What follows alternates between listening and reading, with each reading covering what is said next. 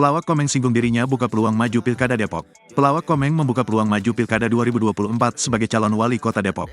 Setelah lolos ke Senayan sebagai senator dari Dapil Jawa Barat, Komeng pun dilirik untuk maju sebagai wali kota Depok.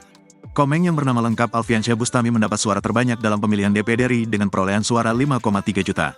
Dengan modal suara sebanyak itu, Komeng menjadi magnet kuat bagi partai-partai menyongsong Pilkada 2024. Komeng digadang-gadang bakal bergandengan dengan Sekretaris Daerah, Sekda, Kota Depok, Supian Suri. Sosok Supian Suri jadi kandidat yang ramai dijagokan terjun ke politik dan ikut kontestasi Pilkada Depok 2024. Komeng dan Supian Suri juga sudah saling bertemu dan buka puasa bersama, bukber, pada Rabu, tanggal 3 April tahun 2024. Karena kan saya aja ini di DPD belum pelantikan, karena memang kata-katanya yang salah.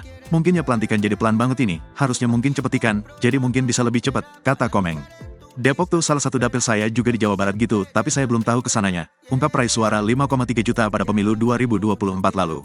Namun, Komeng tidak menutup kemungkinan, jika ia bisa saja maju Pilkada Depok 2024. Apapun dalam politik tidak menutup kemungkinan, yang hanya bisa menutup cuman kain sarungnya Pak Sekda, itu untuk menutupi, pungkasnya.